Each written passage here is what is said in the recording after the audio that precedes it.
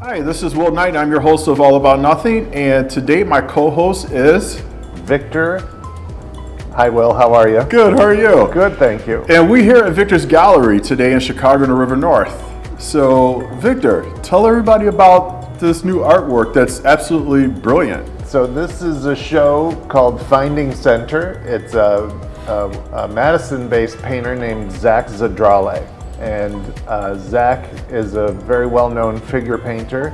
I've been showing him here at my gallery since I opened in 2017. Okay. So, how did you meet Zack? How did that come about? So before I opened my own gallery, I worked at another gallery here in River North, actually just a block away from where we are now, for 20 years. And in that position, I started to follow several artists, check out their work. When I saw someone whose work I really liked, I'd continue to watch what they were doing in their careers, and you know, like anybody else, I was a fan. And when I opened my own gallery, Zack and I met. I can't remember if he approached me or I approached him, but our paths crossed, and immediately I was like, yeah, I love your work. Let's start working together. And I've been showing him ever since. So, his work is absolutely amazing. As I'm looking around, I was supposed to come opening night that you had the art gallery show and the exhibit, and I tell you, I was sick and I missed it, and I came by when you were closed, looked at through the window, and I was like, I had to have you on again. Well, thank you. It was a great opening night. I'm sorry that you missed it. Zack had people here from all over the country, as far as the East Coast flew in for his opening. And that's really a testament about him as a person and his work. He has people that really watch what he does and how he paints. Yeah. So tell me more about Zack. Zack is a very established painter. He's been around for a number of years, and he's from Madison, so he's got those Midwest roots, but in his painting career, he's been able to live, teach, work all over the country. He did go to school in San Francisco and taught there as well. That's where he met his San Francisco dealer, now since closed. Art dealer. Art dealer, yes, art dealer.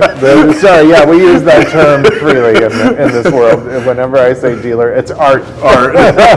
Another kind of addiction, yes, but a healthy one.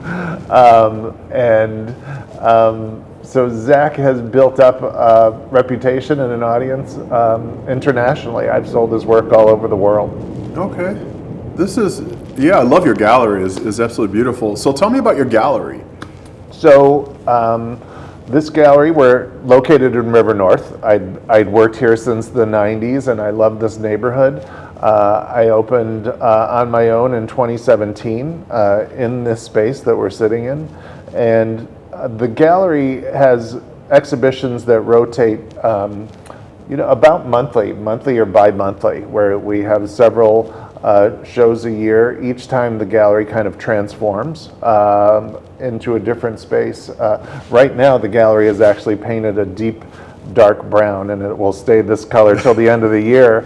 We painted it for our last show, and then the walls look so warm and inviting we kept it, and they work perfectly with Zack's work as well. We represent over 70 artists from all over the world. There's a focus on figurative art and realism, but not necessarily in a totally traditional sense. It has a very contemporary feel to it, and Zack's work embodies exactly what this gallery is about. Work that is really beautifully rendered. It's tied to the history of art in a lot of ways, and figurative art. But it's also very forward-thinking.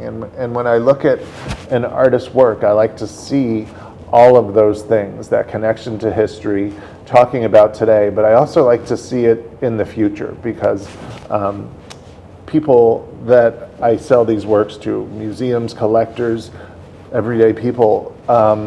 These are relationships that I carry on for many years, and I like to go back to someone's house in 20 years and visit them and see a painting that we sold them on their wall, and they still love it. I look at the painting and I'm blown away because it's still talking about, today. And Zack's work has that through line, that kind of timeless feel to it, where it will always be relevant. And I look for that quality in artwork, in painting, and in particular artists' works. So tell us about the 3 paintings that we're looking at right now. So this show has a total of 9 paintings, and they really tell a story. And the main wall in this show I see as the kickoff to the story. That's a series of 3 pieces called Let Go 1, 2, and 3. And there are 3 figures, 3 male figures in contemporary dress. They're all wearing jeans. They're shirtless, and they are tethered to or holding or pulling a rope that's coming from out of the picture plane. So there's this sense of struggle. They're called Let Go, which means, you're letting something go. But it really looks like they're holding on. They're grabbing this rope. You can see the tension in their muscles, in their bodies, the way their torsos are torqued, and the way that they're painted with the light source that's kind of coming from behind and glowing or hitting the figure in a certain way. It really highlights the tension in these works. There's one of the paintings that someone at the opening pointed out, and I really loved that they said this. The lighter of the 3 paintings, I think it's Let Go 3. The figure has like a farmer's tan. You can see his arms have this brown, right where his T-shirt would have been, and you see the sun has hit his neck, and that's such a connection to the Midwest. Like you see this guy working outdoors, and then with his T-shirt on, and then that farmer's tan kind of remains, and that kind of pulls them into the earth, into the ground where they work. Now the artist is from? He's from Madison. Madison, Wisconsin. Yeah. And tell us about the artist. So Zack's a great guy. Has really built a following in his art career, and you don't just do that by happenstance. He's smart, he is talented, and his work has shown longevity, and a lot of people follow him. He has an interesting personal story, and it also ties into the theme of a lot of these works, which are about loss and acceptance and recovery, and they kind of walk you through all those stages of loss or grief or whatever that may be. Zack, a number of years ago, was stretching a canvas in his studio and couldn't remember why he was there doing that or how to do it. And then as he was standing there and feeling a little confused, he couldn't remember how he had gotten to his studio. So he had the wherewithal to call his wife, and they took him to the emergency room where he had an emergency brain surgery. There was a tumor pressing against his short-term memory, the part of the brain that remembers things in the short term, and then it was also pressing against his visual, the cords that control vision. And in the surgery, they were able to completely remove the tumor, but there was the loss of the vision in one of his eyes completely and partially in the other eye. Okay. So in terms of that, when you frame the artworks in terms of that kind of loss, a physical loss, and especially for an artist whose entire career relies on the visual, it was a major loss personally for him, but also he immediately after the surgery was back in his studio and painting and sort of reteaching himself how to approach canvas. And this is not something that he did in 1 or 2 sessions. This has been the entire time that I've known him, this kind of acceptance of this new reality, figuring out how to approach art as an artist with visual impairment, and then moving towards the next part of your life. And this is the largest show of Zack's works that we've had. It's also the most powerful, and I think it really coalesces exactly what he's trying to do as an artist. Yeah. And the works had this universal theme in them about loss and moving on. And each work in this show tells that story and communicates that to the audience in a different way and in a really powerful way. Now, let's go back to the artwork. Can you describe that piece on the end? Yes, there's the painting that we placed in the window. It's such a great image. It's the kind of a painting you see, and it has this this iconography that you feel like you've known your whole life. It's 3 figures. They're standing in like a marching stance, one in front of the other. Each figure has their hand on the other one's shoulder. So, and their heads are bowed, and they're just in these t-shirts over some pants, jeans or a canvas pant, and they're kind of walking or marching forward. The painting is called Movers On, and it really talks in some ways to me about acceptance. So a lot of these paintings are about struggle and anger and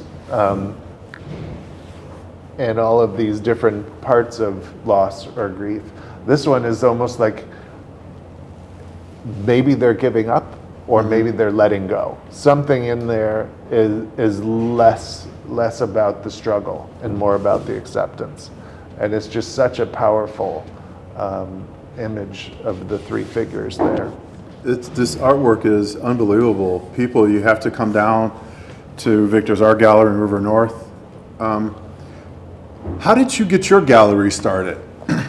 So, Because you've been here for what, how long? I've been in the neighborhood for 30 years, and my own gallery opened in 2017. So I was working at another gallery for 20 years. I'd started as a 27-year-old, unexperienced at an art gallery. I worked for a very well-known Chicago art dealer named Ann Nathan for 20 years. We were side by side, so it was my career for my whole life. At one point in 2016, Ann announced she was retiring. She was 92, and I went home, and of course, this possibility had come up in my imagination. But I went home and talked to my husband, and we had done some things in our life to be prepared for the moment. And so we said, okay, this is it. This is the moment. And we immediately got our business plan together. I had kind of an idea of how things worked, but we wanted to put it on paper and see if it could actually work as a plan. And there's no chat GPT There at that wasn't time. ChatGPT quite, but there was the internet, so we could do research. And plus, it was more of like me putting what I already knew into words. As you're thinking of, okay, it's one thing to work for someone. It's quite another to do it on your own and take on all the financial responsibility. And in this business, all the emotional responsibility of, supporting artists and working directly with artists and being their like voice to the public. That's a huge decision to make. And so we thought it could work, and also I think I'm totally inadequate to do anything else. So it was like it was now or never. And we closed Ann's gallery down at the end of 2016. By that time, my business plan was already moving. We had a space, and we opened up here 3 months later in 2017. And some of the artists from Ann's gallery came along on this ride. I wanted, artists whose work, of course, I really loved, who I had a great relationship with, and whose vision kind of matched with what I saw for the gallery. But I also wanted to leave in room for a lot of fresh voices, fresh work. And Zack was one of those artists, and we started working together immediately. And how many artists do you have on your like call sheet or? So we represent over 70 artists here at the gallery. It's a lot, and it's a lot of responsibility. But I kind of thrive on that energy of a lot of different kind of things. Some of our artists don't produce a whole lot of works. This is about 2 years worth of work for Zack. That's 9 paintings. That's not a lot of work to have. And when I put on a show like this, I don't expect to sell them all at once. Art is not that easy to sell. So I sort of see it as a long-term thing. But the gallery is constantly changing and evolving with the different shows. So right now we have Zack's show. When his show's over, I continue to show his works here in other parts of the gallery, in other group shows, and it has this continuation. People, I think when you walk into a gallery and you look at the walls, you're like, oh, this is what this gallery shows, and that's it. That couldn't be further from the truth for this gallery and for actually most galleries. When you walk into a space, you're seeing 10% of their inventory and what they do. The majority of my daily sales are from our inventory, online, from people who walk in, from people who are looking for specific things, and we're constantly pulling from that inventory to show works. And our next show, which opens actually a week from Friday, is a good example of that. It'll be a salon show, so there'll be a lot of other artists. It'll be anchored by one artist named Peter Lupkin, but we'll have a chance to show a lot of different things in that show. So tell us about this piece right here, the female that's bending over. So that is called Mammal, and there are 2 works in this show that contain female figures. The majority are males. There was a point when I asked Zack, why do you paint so many men? And it was because when he was in art school, his friends were guys, and they were the easiest models for him to work with. And it's actually turned out that his best model these days is himself, as his friends have married, had children, moved away, done all of these things. He has a much harder time connecting with them on a regular basis. This is one of the models that he actually hired for this show, and it's the female figure that she's in 2 of these paintings. And she, like the let go pieces that we talked about before, this struggle or this tension, this painting is almost like the antithesis of that. There is a rope or a string or a fabric coming from out of the plane of the picture, but it's totally slack. And the figure here is bent, almost in a form of acceptance or surrender, and she's holding on to the string, but the tension is gone and the string is just sort of sitting there. It's also a bright red string, and so there's that humanness about that. It's like a bloodline that's coming through the picture plane. The figure is bent, her hand is clenched, so we have those 3 figures where they're holding the rope tightly. This figure, her hand is almost in a sign language pose, trying to communicate, and it's not as tense, but it still seems to be in some form of struggle. And then, the figure is almost blended also with the background. The use of paint here is very subdued and calm, as opposed to some of the reds and the brighter colors of the other paintings. So this exhibit has been here since when, and when does it end? This show opened on beginning of November, I think it was the 5th or 6th, and it's only here until November 29th. So Saturday is the last day for the show. However, we will continue to hang some of the works, and people can always come in or make arrangements ahead of time. And let us know, and we'll be happy to hang the works for you to see. You come in, we'll pull them out and hold them up for you. The show that kind of announces the artist exhibition is just the beginning, and the works continue to to be exhibited throughout the remainder of their time here until they sell and go to their next home, wherever that may be. Now, at break, you mentioned museums. Yes. You sell some of your pieces to different museums, or We always alone? try to show, sell, and place artists' works with, museums. Very difficult to do these days, but there are a lot of great smaller regional museums that do wonderful shows. We just finished this year. We had several shows, one at the Instituto Cervantes here in River North. Oh, okay. With artists from Spanish-speaking countries who we represent. There was another show in Highland Park at the Art Center Highland Park that was an overview of figurative art.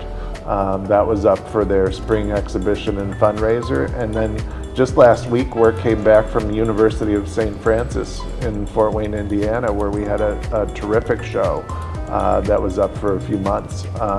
And so whether or not we sell them into the permanent collections or have them in exhibitions, the idea is to get the work out there to the world. And So have people them can see it, people Let can them know the see it, artist. Let them learn about the artist. And then from that, you get collectors, you get collections, you build those relationships and kind of extend the artist's reach through their work. Yeah. Well, this is absolutely beautiful. Where can people find you? We are located at 300 West Superior Street in River North, and absolutely a pleasure to speak to you today, Will. No problem. Thank you very much. And this is Victor from Victor's Art Gallery, and this is Will Knight, your host, and this is All About Nothing. Talk to you guys later. Thanks, Will. Thank you.